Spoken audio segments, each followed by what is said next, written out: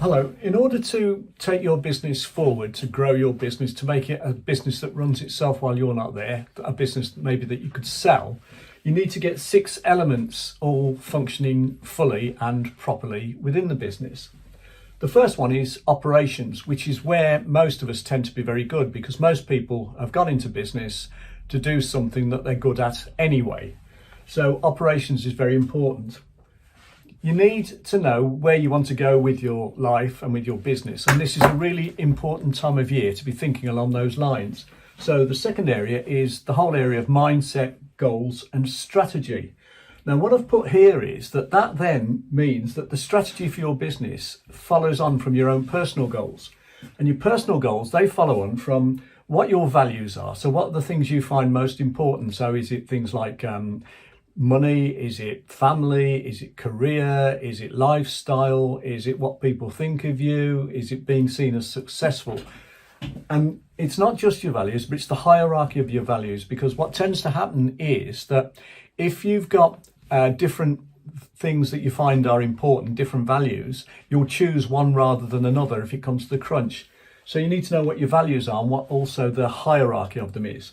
And when you know that, you then can picture what your ideal life will be and what your ideal business will be, because that will be something that fits in with your values. Now, the thing about the vision is that you need to experience this completely sort of submersively, if you like. So it's not just a question of, saying what your ideal life is. You need to imagine yourself being there. So you need to say, what does it feel like? What does it look like? What's it smell like? What's it sound like? What do people talk to you about? What are all the trappings? How does it actually feel to be in that position of being in your ideal lifestyle or your ideal business, supporting your ideal lifestyle? And the more that you can submerge yourself in that feeling and sort of imagine yourself being there, the more likely it is that you'll remain motivated and alert for opportunities in order to achieve that. So those, if you like, are your value and your vision. They're your whys, okay? They're why you want things.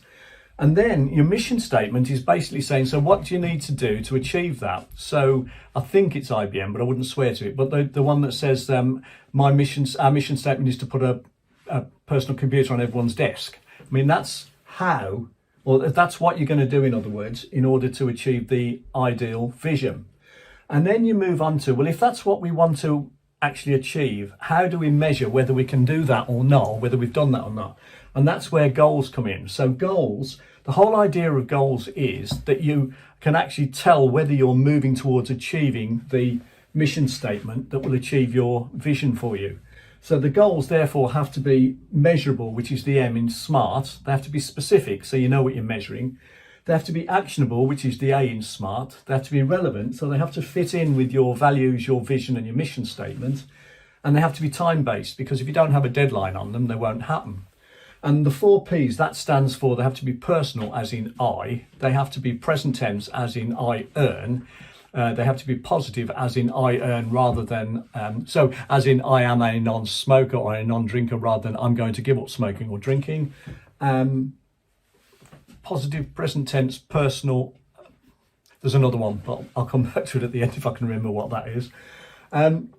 That's your what, really. And then from there, you need an action plan, which basically says, I'm going to do these specific things in this specific timescale in order to achieve my goals. And your action plan is how you intend to achieve it. So it starts with, you probably heard the book, Simon Sinek. You start with why here. Then you work out what you need to do to achieve your why. And then you need to work out how you're going to do it. But you don't need to know how before you do the other bits. So that's goals and strategy. Finance and numbers, very important. You need to understand, things like gross and net margin and turnover and all those sort of things. Sales and marketing. Again, everyone thinks they know how to do sales and marketing, but there are proper ways to do this and experts can help. People and teams, again, another vast area. And then you need the whole thing to be systemized. You need processes and systems in place in order for all of these things to function when you're not there. And also in order for, if you ever wanted to, and you wanted someone to buy your business, they'll want to know that all these things happen without you needing to be there. Now, how can you do that? Well, with these goals and actions here, you need to be held accountable, because you're, depending on how you measure it and which figures you look at, but you're anything from 2 to 5 to 9 times more likely to achieve things if you're held accountable. And one way to be held accountable, which is arguably the best way, is to be part of a mastermind group.